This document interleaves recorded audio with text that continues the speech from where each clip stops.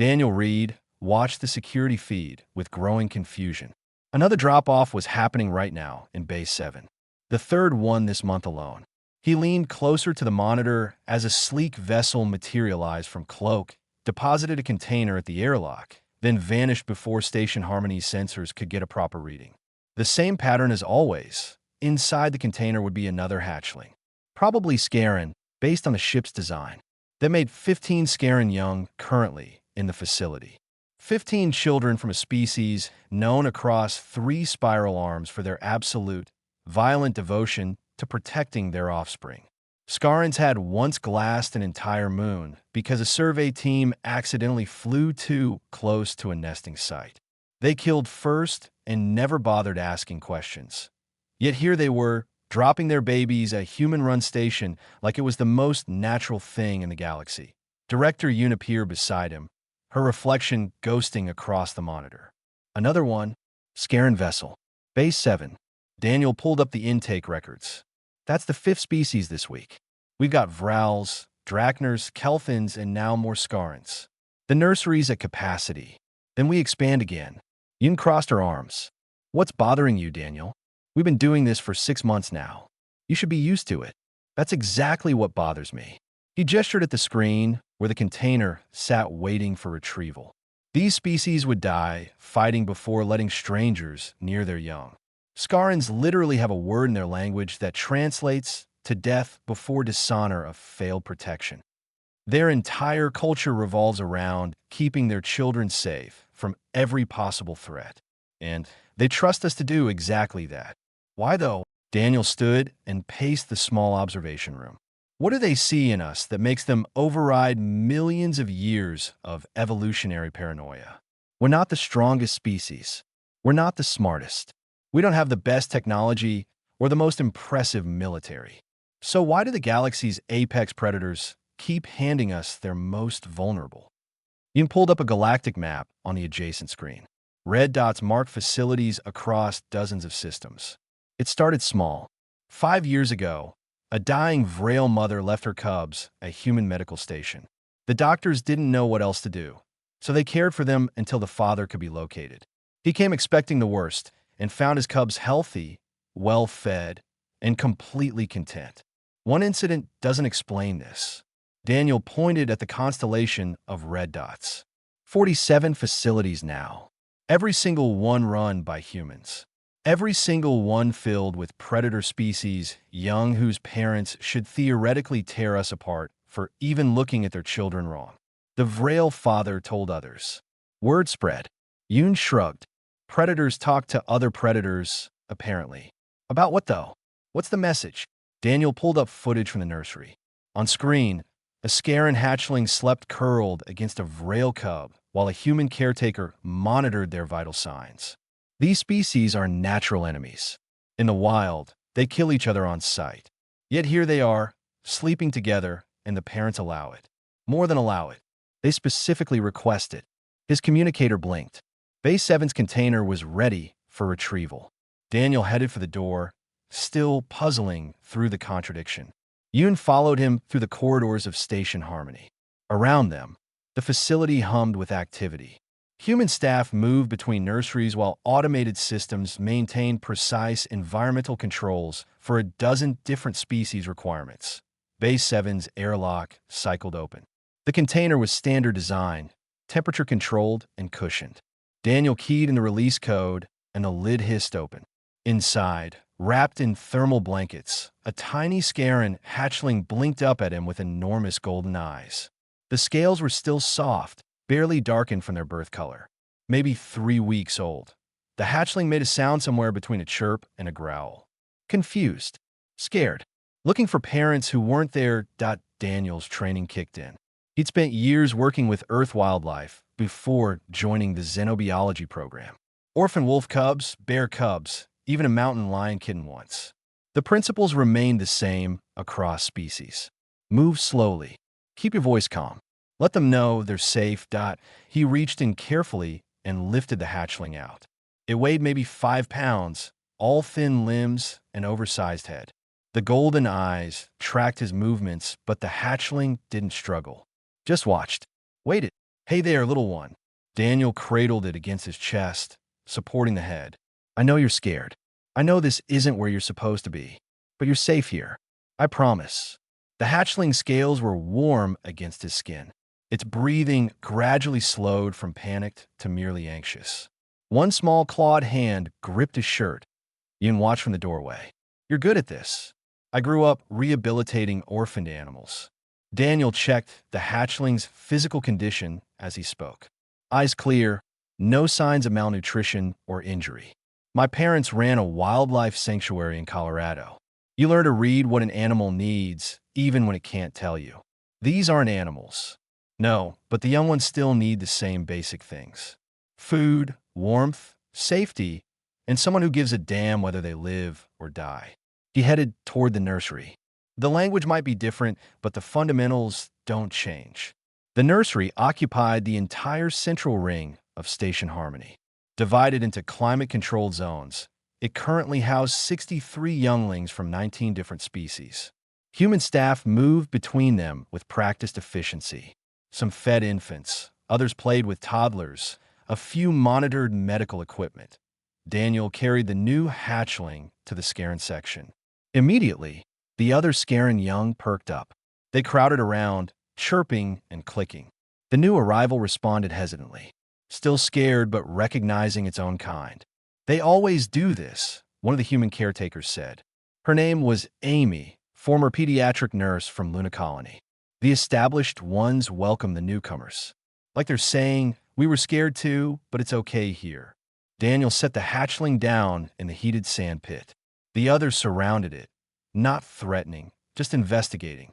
Within minutes, the new arrival was playing tentatively with a slightly older hatchling, batting at a rolling ball that he moved to the observation window. From here, he could see into multiple species areas. The Vrals rough-housed in their section. The Drachners practiced their hunting instincts on mechanical prey. The Kelthans groomed each other in a pile of soft nesting material. All species that would kill each other in the wild. All peaceful here under human supervision. That evening, Daniel couldn't sleep. He returned to the observation room and pulled up the security archives. Hours of footage, hundreds of drop-offs. He watched them all in fast-forward, looking for patterns. The ships always cloaked. The containers always carefully prepared. But something else caught his attention. If he enhanced the footage and ran it through analysis, he could sometimes catch glimpses of the ships lingering nearby after drop-off. Staying cloaked, but definitely present. They weren't abandoning their young. They were watching, observing the facility, studying the humans. Daniel zoomed in on one particular recording from 3 months back. A Scaran vessel had stayed in position for 6 hours after depositing a hatchling. The angle was such that its sensors would have perfect view into the nursery. They'd been watching Daniel work with not just the Scaran young, but others too. Watching him feed a Vrail cub. Watching him treat a Drachner's minor injury. Watching him rock a fussy Kelthan to sleep. The ship had left only after Daniel finished his shift and handed care over to the night staff. They're testing us, he said aloud to the empty room. But for what? The pattern became clearer over the following weeks. Daniel spent every spare moment reviewing records, cross-referencing drop-off times with nursery activities, building a timeline that nobody else seemed interested in examining. Everyone just accepted the situation. Predators brought their young. Humans cared for them. Why question success? But Daniel needed to understand. He pulled Director Yoon into his office 3 weeks after the latest Scaran arrival. I want to know how this started. The real story, not the short version. He spread printouts across his desk. You said a dying Vrail mother 5 years ago. I need details. Yoon settled into the chair across from him. Her name was Kreshta. Trading vessel attacked by pirates near the outer markers. The ship was dying, life support failing. She managed to get her cubs into an escape pod and aimed it at the nearest registered facility. That happened to be Medical Station Kepler, human run. What did the staff do? Panicked mostly. Yoon smiled at the memory. They had no xenopediatric training. Vrals weren't even classified as sentient back then, just dangerous wildlife. But the cubs were dying from exposure and malnutrition. So the doctors did what doctors do. They researched, improvised, and kept them alive. Daniel leaned forward. How long before the father arrived? 3 weeks. Long enough for the cubs to recover fully. Long enough for them to bond with the human staff. Yoon pulled up an image on her tablet. It showed two Vrale cubs barely bigger than house cats, curled up with a human doctor in a hospital bed. This is Dr. Park. She worked 16-hour shifts hand-feeding those cubs because they wouldn't eat otherwise. And when the father showed up, he brought a battle fleet. 20 ships, weapons charged. Demanded his cubs immediately. Yoon swiped to the next image. This is him seeing them for the first time after 3 weeks. The photograph showed a massive Vrale warrior, easily 8 feet tall, covered in scarred plates, and carrying enough weapons to arm a squad. He was on his knees. The cubs were climbing over him, chittering happily, clearly healthy and completely unafraid. In the background, Dr. Park watched with obvious relief. He didn't say anything for 10 minutes. Yoon continued. Just held his cubs while they told him everything in their language. Then he stood up, walked over to Dr. Park, and asked her one question. Why? What did she say? She said they needed help and I could help them. What else would I do? Yoon set the tablet down. He left with his cubs. We thought that was the end. 2 months later, he came back, brought his sister's cubs. She'd been injured in combat and needed time to heal. Asked if we would care for them temporarily. Daniel sat back, and she trusted us because he told her what happened. Exactly. Those cubs went home healthy. The sister told others. Within 6 months, we had 5 different Vrale families requesting temporary care during crisis situations. Within a year, other predator species started asking questions. They talked to each other. Predators form their own networks, apparently. They don't share territory, but they share information about threats and resources. Yoon stood and walked to the window overlooking the nursery. To them, we became a resource. The only species they could trust with their most vulnerable. Daniel joined her at the window. Below, the afternoon shift change was happening. Human caretakers briefed each other on individual younglings' needs. Which Scarin was teething and needed frozen treats. Which Vrale had been fussy during nap time. Which Drakner was making excellent progress with socialization. But why only humans? He asked. There are thousands of spacefaring species. Many more advanced than us. Better equipped. I've been asking myself that for 5 years. Yoon pointed at a scene below where a human was mediating a dispute between a Scarin hatchling and a Kelthin youngling over a toy. Watch what happens. The human didn't immediately intervene. She observed for a moment as the 2 younglings postured and growled at each other. When it became clear they couldn't resolve it themselves, she stepped in, took the toy, showed them there were 3 identical toys in the bin, gave them each one, and put the disputed toy aside. Problem solved. Both younglings went back to playing. Simple, Daniel said. Exactly. No grand speeches. No forcing one to submit to the other. No peaking favorites. Just a practical solution that respected both of their needs. Yoon turned to face him. That's what the predators see in us. Every other species in a galaxy approaches childcare from a hierarchy perspective. There's always a ranking, always a preferred group, always politics. And humans? We just care. We don't care if the Scarin hatchling is from a warrior bloodline or a merchant family. We don't care if the Vrale cub's father is a fleet commander or a freight hauler. They're all just kids who need food, safety, and attention. You pulled up another file. I have testimonials from 43 predator species. You know what they all say? Some variation of "you treat our young as your own." Daniel thought about his childhood in Colorado. The wildlife sanctuary where every injured animal got the same level of care, whether it was a common raccoon or an endangered wolf. His mother always said the same thing. They're all somebody's baby. We're not special, he said quietly. We just never learned to see children as anything other than children. That's exactly what makes us special to them. You can close the file. Most predator species raise their young in total isolation, hidden from potential threats, trusting no one outside immediate family.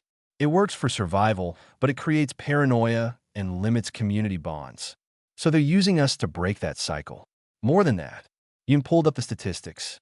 Younglings raised here show 40% better socialization scores than those raised traditionally. They're more adaptable, less aggressive, better at conflict resolution. The predator species are starting to notice. Some are keeping their young here longer than necessary, not because they need to, but because they want their children to have this experience. A commotion below drew their attention. A new arrival was being processed. Daniel recognized the ship design from the security feed. Drachner. But something was different. The parent was coming inside. They rushed down to the intake bay. A massive Drachner female stood in the airlock, her scaled hide bearing the scars of countless battles. She held her youngling carefully, her clawed hands surprisingly gentle. When she saw Daniel, she made a rumbling sound. The translator rendered it. "You are the one called Daniel Reed." "I am." He approached slowly, respectfully. Drachners were notoriously territorial. "I have watched you. 3 times I have brought my younglings here. 3 times I have observed from my ship how you care for them, how you care for all of them." She looked down at the youngling in her arms. "This is my youngest, my last. I need to hunt in the deep sectors for 6 months. In my culture, I would leave her with her eldest sibling. But I choose to leave her with you. We'll take good care of her." "I know." The Drachner female stepped closer. "That is why I come inside this time. I need to understand what you do that makes my younglings happy to stay, that makes them eager to return. What magic is this?" Daniel took the youngling carefully.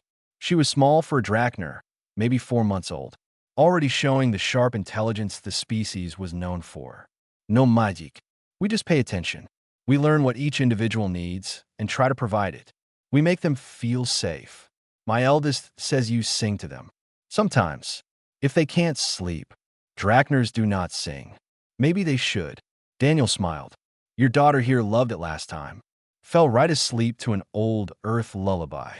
The Drachner female made a sound the translator couldn't parse, but her body language showed something like wonder. She reached out and gently touched her daughter's head, then stepped back. "I will return in 6 months. Teach her well, Daniel Reed. Teach her that the galaxy is not only hunting and survival. Teach her what I cannot." Then she was gone, back to her ship, leaving her most precious thing in human hands. Daniel looked down at the youngling who gazed up at him with bright, curious eyes. In the background, Yoon was already arranging the nursery assignment. The trust these species showed was heavy. But Daniel understood it now. They weren't leaving their young because they couldn't protect them. They were leaving them to learn something more important than protection. They were leaving them to learn how to live in a galaxy bigger than tooth and claw. The alarm started at 0400 station time. Daniel jerked awake in his quarters as red emergency lights flooded the room. His communicator was already screaming priority alerts before his feet hit the floor. "All personnel to emergency stations. Unknown vessels approaching. Military configuration." This is not a drill. He dressed in 30 seconds and ran for the command center. The corridors were chaos. Staff rushing to secure the younglings. Automated systems sealing nursery sections. Everyone moving with practiced efficiency despite the fear. The command center was crowded. Director Yoon stood at the main display, her face pale. On screen, 20 warships hung in space outside the station. Scaran configuration. Weapons systems active. They decloaked right on top of the station's position, which should have been impossible. Have they made contact? Daniel pushed through to Yoon's side. One message. They want to speak with whoever's in charge of youngling care. They specifically asked for you by name. She looked at him. "Daniel, those are battle cruisers. Each one carries enough firepower to crack this station like an egg. Have they made any aggressive moves?" "No. They're just sitting there, waiting." Daniel studied the formation. Classic Scaran battle spacing. Every angle covered. No approach vectors left undefended. But the weapons weren't locked on the station. They were facing outward, like the fleet was taking a defensive position. "Let me talk to them." "That's insane. You're not trained for first contact situations with hostile forces." "They're not acting hostile. They're acting protective." Daniel pointed at the screen. "Look at the formation. They're guarding us, not threatening us." Before Yoon could argue, the communication panel lit up. "Incoming hail." She accepted it. The face that appeared was pure predator.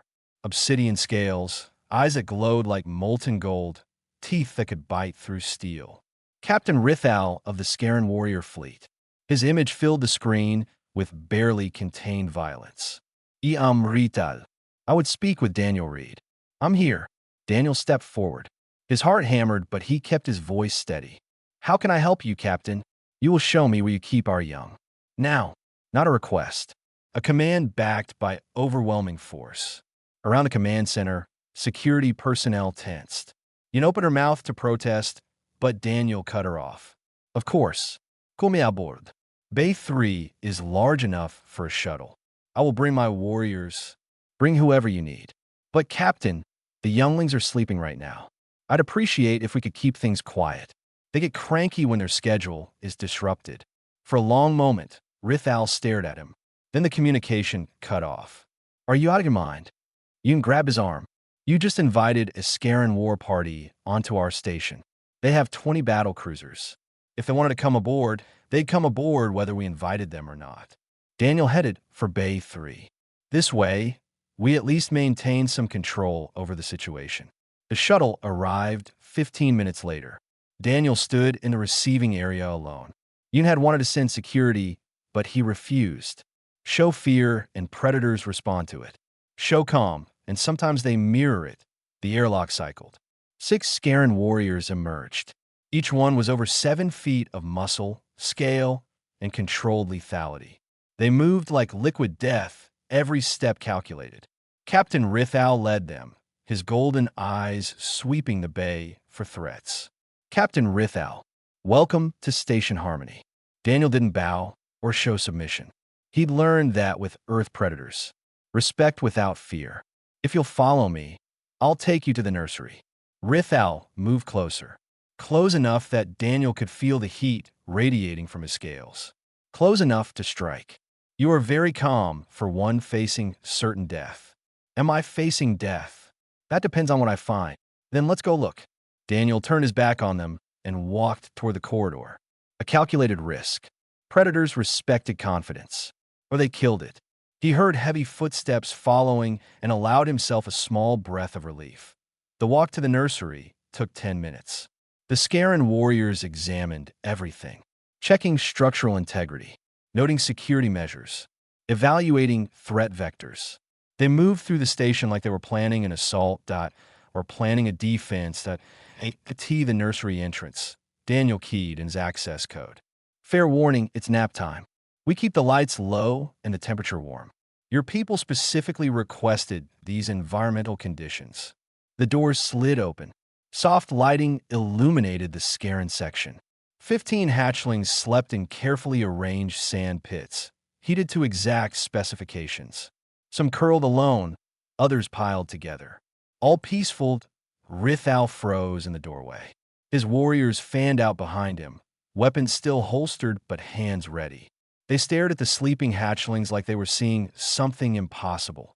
Daniel walked quietly between the sand pits, checking on each youngling with practiced ease.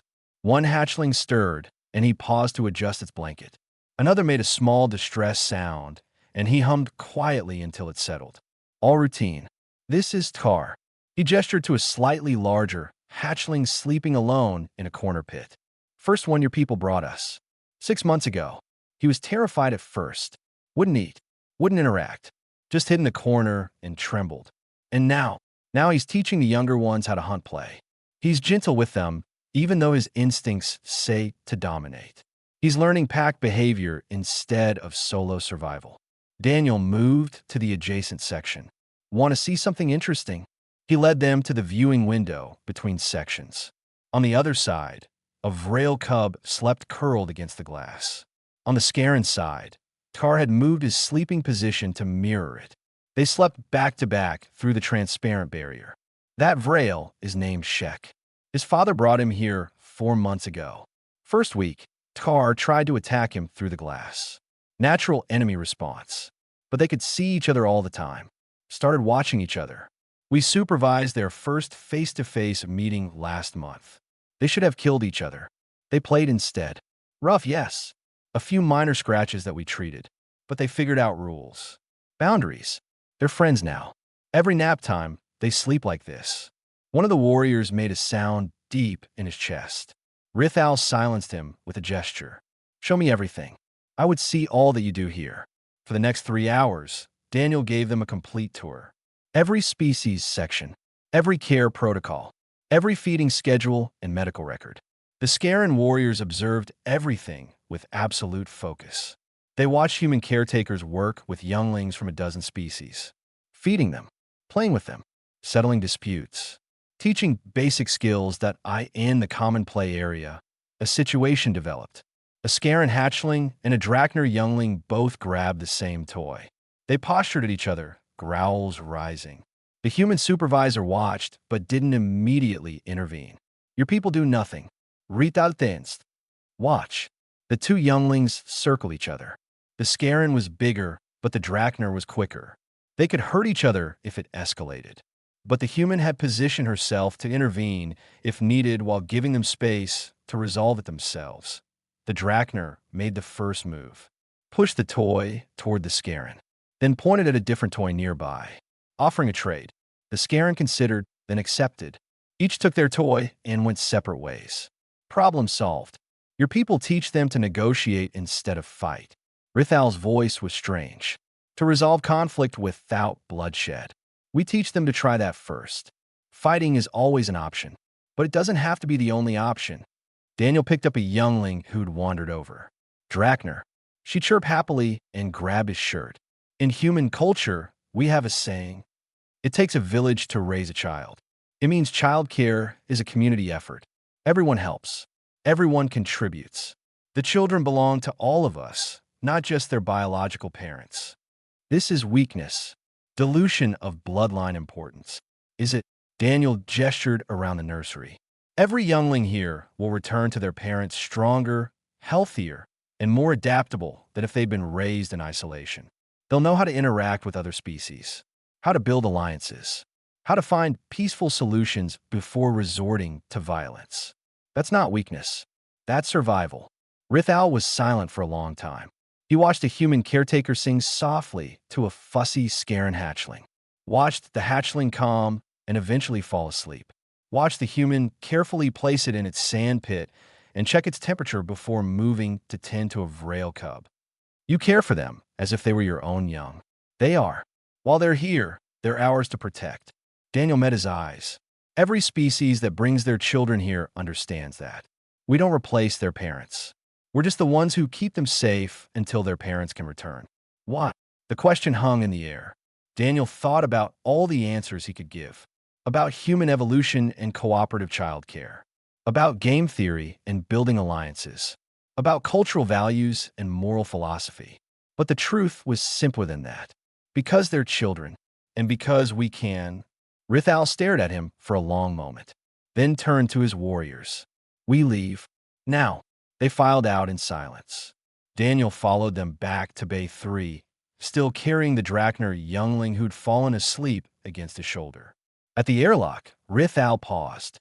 You have answered many questions, Daniel Reed, but you have raised many more. Will you attack us? No. The Scaran captain looked at the sleeping youngling. But we will watch. We will observe. And we will learn what you are teaching our young.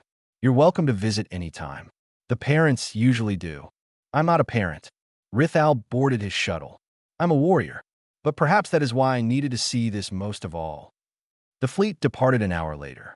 Station Harmony slowly returned to normal operations. Daniel stood in the observation deck, watching the warships jump to faster than light, wondering what exactly had just happened. 3 days later, 6 more Scaran hatchlings arrived. And this time, the parents stayed to watch. The distress call came during morning feeding. Daniel was helping a Scaran hatchling learn to use utensils when the station-wide broadcast interrupted everything. Emergency bulletin. Hostage situation on Freehaven Colony. Korvax syndicate raiders have seized a civilian shelter. Casualties reported. All vessels in range are advised to avoid the sector. Daniel's blood went cold. Freehaven was primarily a human colony, but it housed families from dozens of species. He pulled up the news feed on his datapad. The reports were fragmentary, but clear enough. Pirates had hit the colony's main settlement. When security responded, they'd grabbed civilians and barricaded themselves in a school building. Among the hostages were children, multiple species, including humans. Around the nursery, the human staff listened to the updates with growing horror. The Galactic Council was convening. Negotiators were being dispatched. Standard protocols were being followed. Everything moved with bureaucratic slowness while children sat in danger. The council will handle it, Director Yun said, but her voice lacked conviction. They have procedures for these situations. How long do the procedures take? Days, sometimes weeks. They have to build consensus among member species, coordinate military assets, ensure proper jurisdiction. Daniel watched the news feed.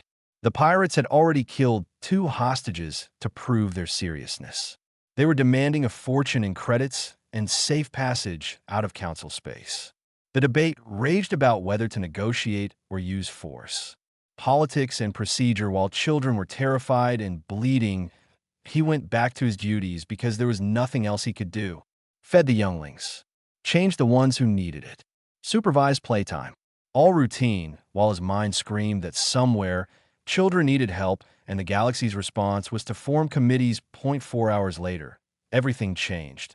The first ship to arrive at Freehaven was Scarin, then Vrail, then Drachner. Within an hour, 15 predator species fleets had converged on the colony. No council authorization, no diplomatic protocols, no warning to the pirates. They simply acted. Daniel watched it happen on the news feeds. The coordinated assault lasted 17 minutes. Scaran warriors breached from above. Vrals tunneled in from below. Drachners hacked the security systems. Every predator species contributed their unique capabilities to a single purpose. The pirates didn't stand a chance. Every hostage extracted alive. Every pirate dead. The raider base on the edge of the system destroyed so thoroughly that debris would scatter for years. Not a single predator casualty. It was the most efficient military operation the galaxy had seen in decades, and it was completely illegal by council law. The galactic news networks erupted. Representatives from dozens of species condemned the unauthorized action. The council called emergency sessions. Accusations of vigilante justice and violation of territorial sovereignty flew. The predator species ambassadors were summoned to explain themselves. Every single one gave the same answer. Ask the humans.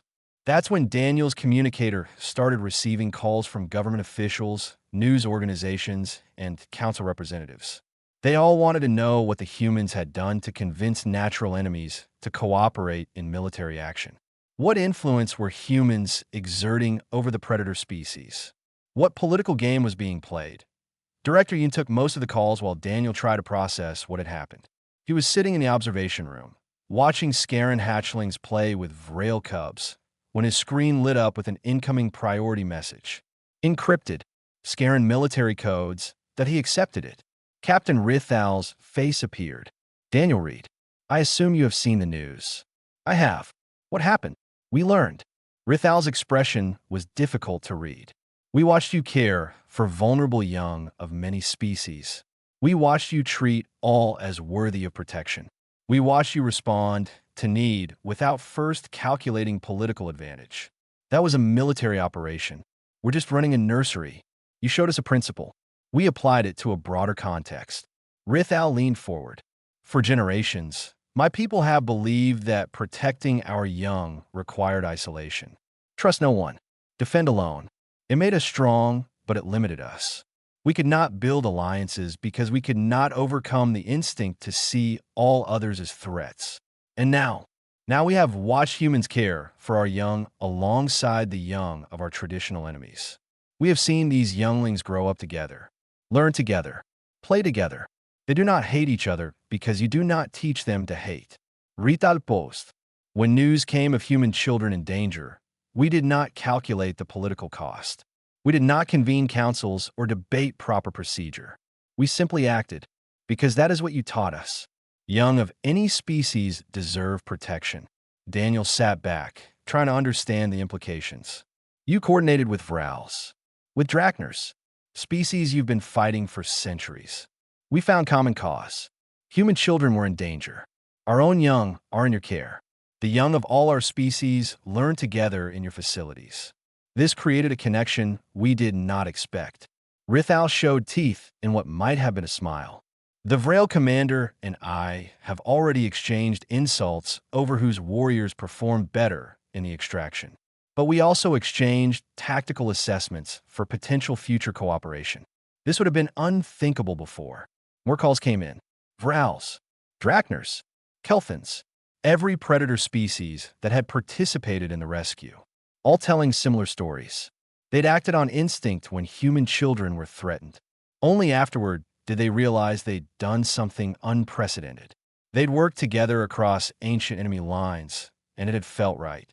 The galactic reaction was predictable chaos. The Council demanded explanations. Prey species expressed concern about predator alliance. Some called it the beginning of a military coup. Others saw it as vigilantism run wild. Everyone agreed something fundamental had shifted in galactic politics. Daniel just saw it as parents protecting children. 2 weeks later, formal charges were dropped against the predator fleets. Too complicated to prosecute, the Council claimed. Too many jurisdictional questions. The pirates had been operating illegally anyway, and the hostages were safe. Better to move forward than dwell on procedural violations. But the real reason was simpler. Public opinion across the galaxy overwhelmingly supported what the predators had done, especially among species who had children in human facilities. When your child's playmate is in danger, old species rivalries matter less. The younglings at Station Harmony seemed to sense something had changed. They were more active, more confident. The Scaran hatchlings played rougher with the Vrail cubs, but nobody got seriously hurt. The Drachners taught the Kelthans hunting games. Species that had been cautiously coexisting were now actively collaborating. Daniel found Tar attempting to teach Shek a Scaran hunting technique. The Vrail cub was terrible at it, but trying hard. Tar was patient, demonstrating repeatedly. When Shek finally got it right, they both celebrated together. They're imitating what they saw, Amy observed.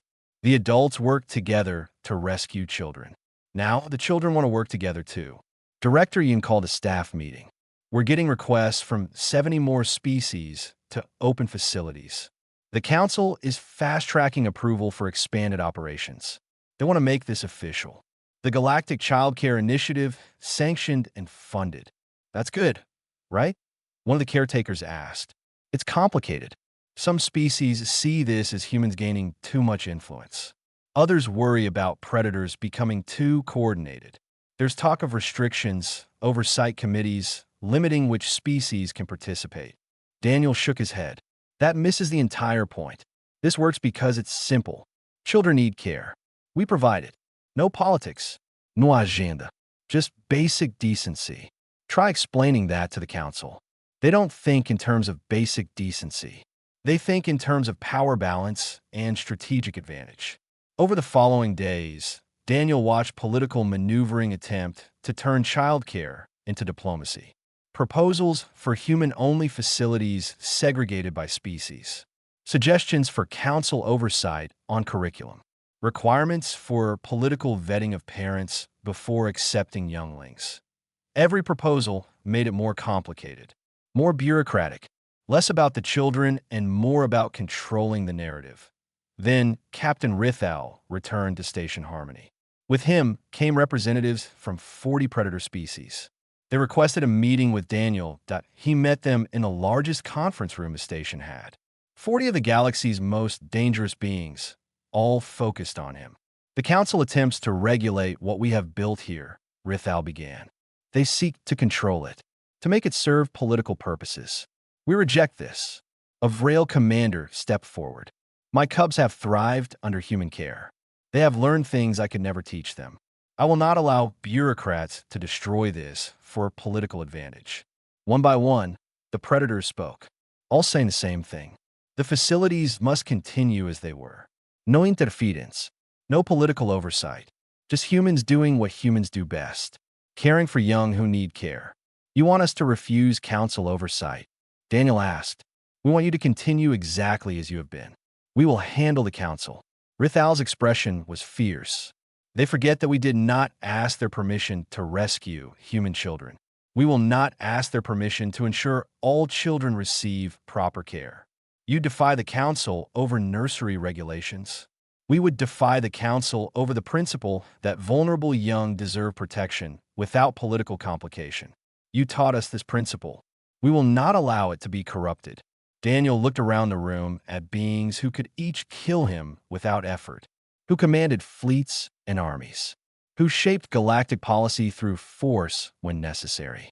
And they were here asking him to keep doing something simple, taking care of children. All right, he said, we'll keep doing what we're doing. You handle the politics. Rithal showed teeth. Gladly. The council never did implement their oversight proposals. It's hard to regulate something when 40 predator species make it clear they'll ignore any regulations that interfere. Instead, the council quietly expanded funding and looked the other way while humans continued running childcare facilities their own way. Sometimes the simplest answer is the right one. Children need care. Someone provides it. Everything else is just noise. 3 months after the Freehaven incident, Captain Rithal returned to Station Harmony. This time he came alone. No warriors, no warship.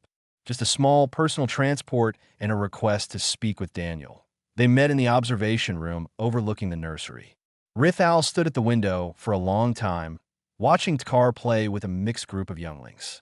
Scarin, Vrail, Drakner, and 3 other species Daniel couldn't immediately identify. They were building something together with blocks, arguing good-naturedly about design, compromising when conflict arose. I do not understand this, Rithal said finally. I watch and still I do not understand. What don't you understand? Why you do it? What you gain? The Scarin captain turned to face him. My species survived by being the strongest, the most aggressive, the most willing to do whatever necessary to protect our own. It is who we are. It is how we evolve. And it worked. You're still here. But we are alone. Every Scarin colony is isolated. Every family defends its own territory. We trust no one because trust is death. For millions of years, this kept us alive. Rithal gestured at the window. Then I see Car down there, playing with a Vrail, sharing with a Drakner. Happy in ways I have never seen a Scarin hatchling be happy. And I do not understand how this is possible. Daniel leaned against the window. What did your childhood look like? Training. Combat preparation from the moment I could walk. Learning to fight, to hunt, to kill. Learning that everything outside my family would kill me if given the chance. Learning to trust no one. Were you happy? Rithal was quiet for a moment. Happiness was not a consideration. Survival was all that mattered. And now you're a warrior. A successful one. You command a fleet. You've survived everything your culture prepared you for. Daniel pointed at Tar. But that hatchling down there will survive and have something you never had. Friend from other species. Understanding that the galaxy isn't just predator and prey. Knowledge that cooperation is another form of strength. This is what you teach them. We don't teach it. We just create the conditions where they can learn it themselves. Daniel pulled up some footage on his datapad. Look at this. From 2 weeks ago, the video showed a small Kelthin youngling trying to climb up to a toy on a high shelf. Too small to reach it. The youngling tried several times, failed, sat down looking defeated. Then Tkar wandered over, observed the problem, climbed up and knocked the toy down where the Kelthin could reach it. Tkar gains nothing from this, Rithal observed. The toy is not his. The Kelthin is not his kin. Why help? Because he could. Because the Kelthin needed help, and he was there to provide it. Daniel showed another clip. This is from yesterday.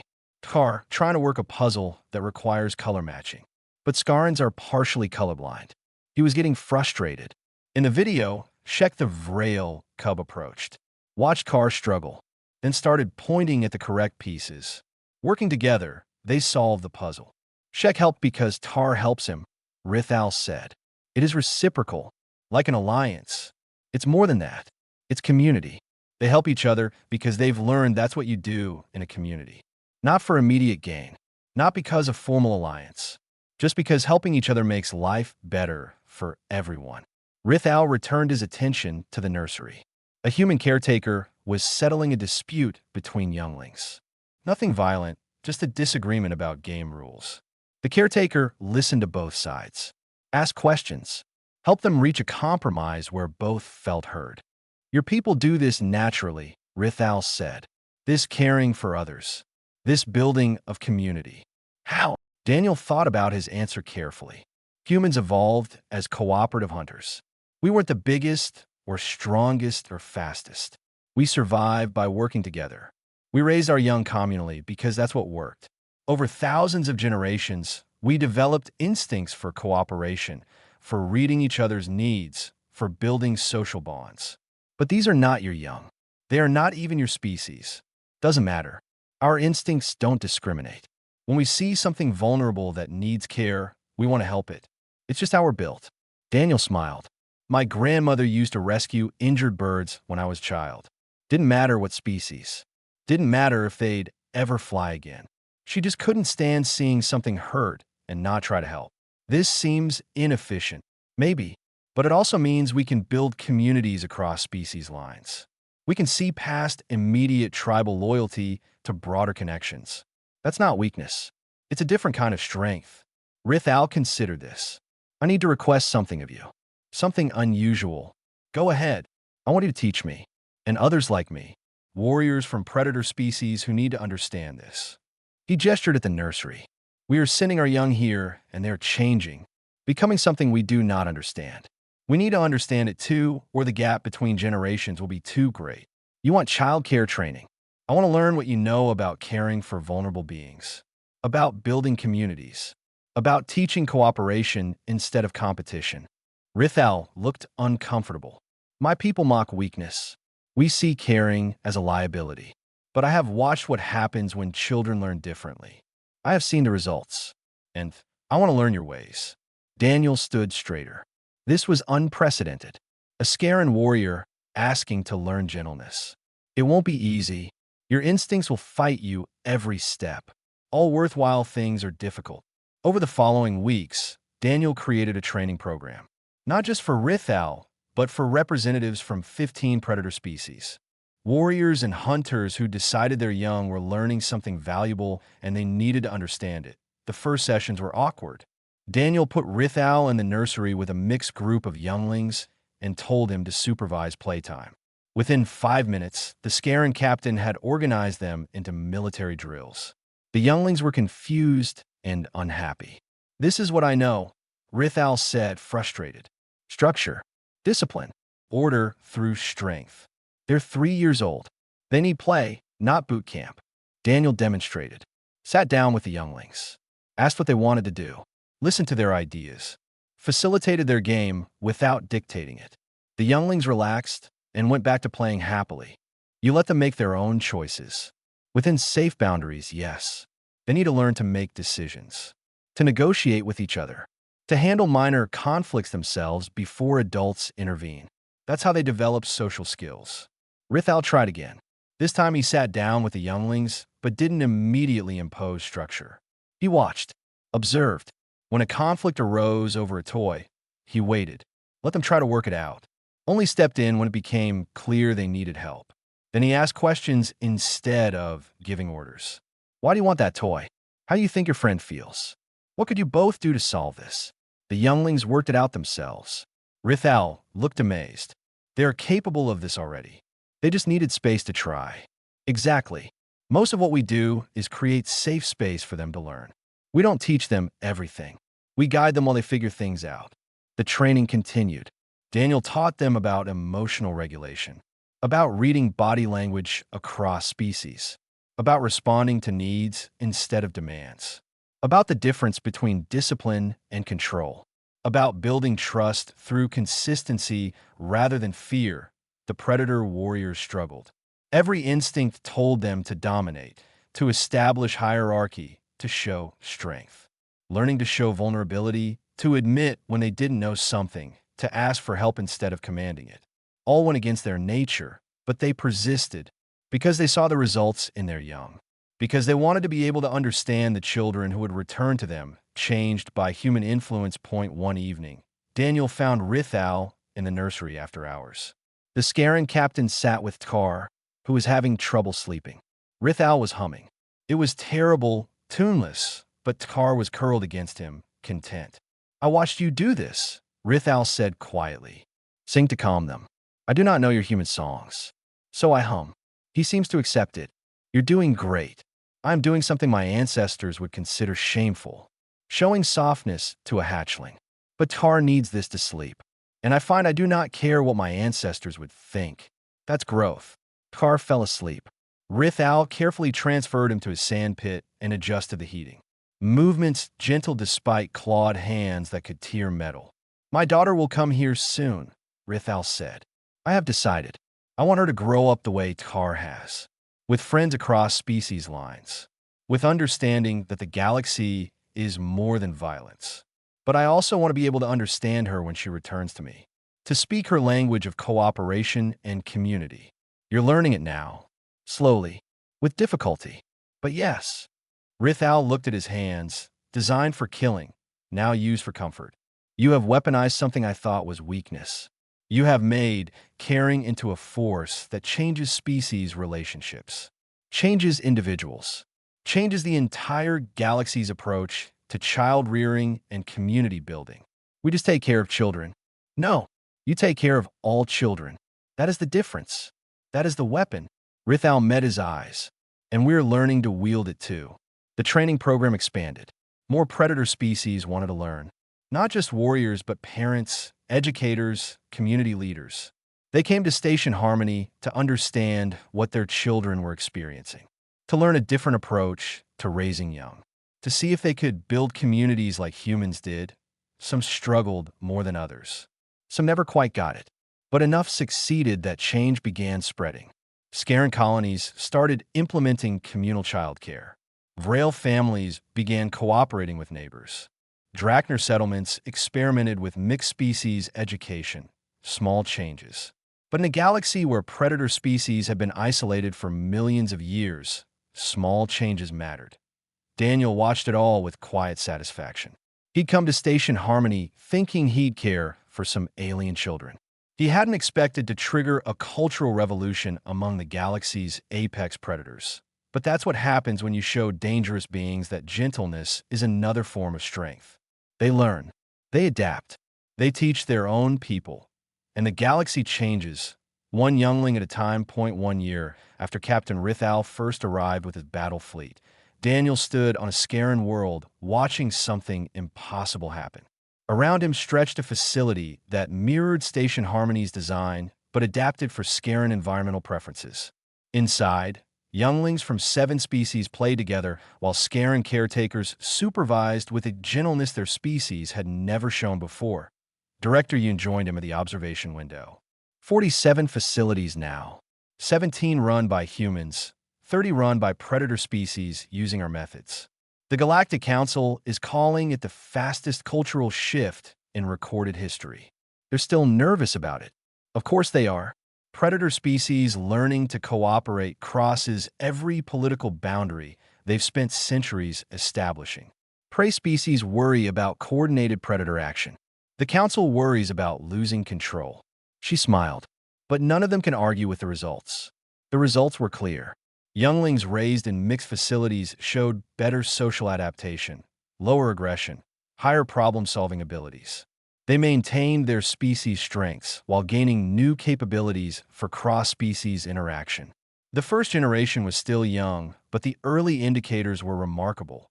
More importantly, it was spreading beyond just childcare. Adult predator species who'd learned human methods were applying them to other areas. Trade negotiations that once ended in violence now ended in compromise. Territorial disputes were being resolved through discussion instead of warfare. The galaxy wasn't becoming peaceful, but was becoming less reflexively violent. Daniel's communicator buzzed, Rithal requesting a meeting. They kept in contact over the year, the Scaran captain becoming something like a friend. Daniel headed to the facility's conference room that Rithal waited there with his daughter. She was small for a Scaran, maybe 4 years old, with scales that still carried a juvenile sheen. She stood close to her father, but watched Daniel with curious golden eyes that lacked the predatory edge adult Scarans carried. Daniel Reed, you remember my daughter, Shuri? Of course. Last time I saw you, you were barely walking. Daniel crouched to her level. You've grown. Shari chirped something in Scaran. Rital translativ. She says you're the one father talks about. The human who taught him to be gentle. Your father taught himself. I just showed him it was possible. She wants to attend the facility here, Rithal said. I have agreed, but I wanted you to meet her first, to understand why this matters to me. Daniel studied the youngling. She had her father's bearing, but something softer in her manner. Less of the constant alertness that adult Scarin showed. Tell me why it matters. Rithal settled into a chair built to accommodate his bulk. When I was her age, I knew only fear and aggression. Every moment was about survival, about proving I was strong enough to live. I knew nothing of friendship, of cooperation, of finding joy in anything beyond victory over enemies. That's the only childhood you knew. Yes, and it made me an excellent warrior. But it made me nothing else. I cannot create art.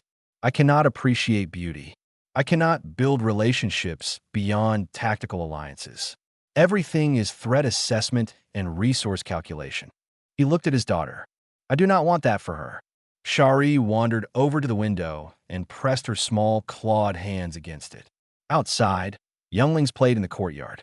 She watched them with obvious longing. She will still be Scarin, Rithal continued. Still strong, still capable of defending herself. But she will also be more. She will understand cooperation. She will have friends across species. She will see the galaxy as something beyond battlegrounds and resource zones. The traditionalists in your culture must hate this. They do. They call me weak, corrupted by soft human values. They say I am betraying our species' nature. Rithal showed teeth. I tell them I'm expanding it. Strength without wisdom is just violence. Power without purpose is just destruction. We have been strong for millions of years. Perhaps it is time to learn to be wise as well. Daniel stood and walked to the window where Shari waited. What do you think? Do you want to learn with children from other species? Shari chirped rapidly. Rital translativ. She says she already has a friend. A Vrail cub named Pak who lives 3 territories away. They met during a trade delegation. They want to play together, but our people's traditions forbid it. Not anymore. At least not here. Shari's eyes brightened. She chirped again, this time at her father. Rital Nadif. She asked if Pa can come here too, so they can finally play together properly. We'll make it happen. The youngling practically vibrated with excitement. Then she did something Daniel had never seen a Scarin do. She hugged her father, just wrapped her small arms around his leg and held on. Rithal looked startled, then carefully placed one clawed hand on her head. Gentle despite its deadly capability. She learned that from watching humans, he said quietly. Physical affection for comfort rather than combat is strange, but not unpleasant. Over the following months, Daniel watched the new generation grow. Children like Shari and Tar who knew from their earliest memories that other species could be friends, not just threats or resources. They played games that mixed different species traditions. They learned to communicate across language barriers. They solved problems together that their parents' generations would have fought over. The changes rippled outward. Young Scarans who'd grown up in mixed facilities were now becoming adults. They approached galactic society differently than their parents. More open to negotiation. More willing to seek peaceful solutions. More capable of building lasting alliances, the prey species noticed. Initial fear gave way to cautious hope. Maybe predators learning cooperation wasn't a threat. Maybe it was an opportunity for genuine peace. The Galactic Council remained divided. Some representatives saw the shift as positive. Others worried about losing traditional power structures. Debates raged about whether to expand the program or restrict it, whether to study it or suppress it, whether humans had given the galaxy a gift or a weapon. Daniel didn't much care about the politics. He cared about results. And the results were clear in every facility he visited. Younglings thriving, parents learning new skills, communities forming across ancient enemy lines. The galaxy wasn't becoming a utopia, but it was becoming more livable. He found himself back on Station Harmony for the first time in months. The place had expanded twice since he'd left. More sections, more species, more staff. Amy ran the day-to-day operations now, while Daniel traveled between facilities, training staff, and troubleshooting problems. In the original nursery where it all started, he found Carr. Nearly full-grown now, the young Scarin was helping care for new hatchlings, showing them the facility, teaching them the rules, introducing them to younglings from other species with a casual friendliness that still seemed impossible. "You've come far," Daniel said. Carr turned, golden eyes bright with recognition. "Daniel Reed, you are the one who cared for me when I was too small to understand why my parents left me. I remember. You were terrified. Wouldn't eat for 2 days. I thought they had abandoned me, left me to die among aliens." Carr gestured around the nursery. "I did not understand then what they were giving me. A chance to grow up differently than they did. To learn there was more to life than survival. Well, you do now. You're old enough to return to your people's territories. I am, but I have requested to stay here, to work as a caretaker like you did." Carr picked up a small drachner who'd wandered over. The youngling chirped happily and grabbed his scales. "Someone taught me that caring for vulnerable beings is strength, not weakness. I want to teach others the same." Daniel felt something tight in his chest. Pride maybe, or hope. "Your parents would be proud. They are. They visit often. They struggle to understand what I have become, but they try. That is enough." More younglings arrived for afternoon activities. Carr set the drachner down and began organizing them into play groups. His movements were efficient but gentle, firm but kind. He'd learned the balance between structure and freedom that made the facilities work. Director Yoon found Daniel in the observation room. "There's someone here to see you. Says it's important." The someone turned out to be a Kelthan elder, one of the most reclusive predator species. They'd only recently started sending their young to human facilities. The elder's scaled hide bore the marks of centuries of life, eyes that had seen the galaxy change. "Daniel Reed, you Ametequat. I come representing the Kelthan Assembly. How can I help you? We have observed what you have built, what you have taught, how you have changed the galaxy's apex predators from isolated hunters to community builders." Tekvar settled into a chair. "We wish to understand your species better. What drives you to care for others young? What cultural foundation allows this behavior? It's not complicated. We see someone who needs help. We help them if we can. That's all. But you gain nothing from this. No territory, no resources, no tactical advantage. You invest tremendous effort caring for young who will never be your own. This seems contrary to evolutionary logic." Daniel thought about how to explain. Human evolution happened in groups. We survived by cooperating, by helping each other, by raising children communally. Over thousands of generations, we developed instincts that made us want to help others, especially the vulnerable. It became part of who we are. And now you apply these instincts across species? We just never learned to turn them off based on species boundaries. To us, a child is a child. Doesn't matter what species. If they need care, we want to provide it. Tekvar was silent for a long moment. "My species has existed for 60 million years. In all that time, we have trusted no one outside our immediate family groups. We have survived through absolute self-reliance. It has kept us alive, but it has also kept us isolated. We have no allies, no communities, no connections beyond blood ties. And now you want to change that. We watch the younglings who attend your facilities. They return home different, more adaptable, more capable of forming relationships, better equipped for a galaxy that is more complicated than tooth and claw." The elder leaned forward. "We wish to learn your methods, to transform our approach to raising young. But we do not know if it is possible. Can species like mine, evolved for isolation, learn to build communities? I don't know," Daniel admitted. "But I think trying is worthwhile. Even if you only partially succeed, even if only some of your people embrace it, that's still progress. Then we will try. We will build facilities. Send our young to learn. Train our adults in your methods.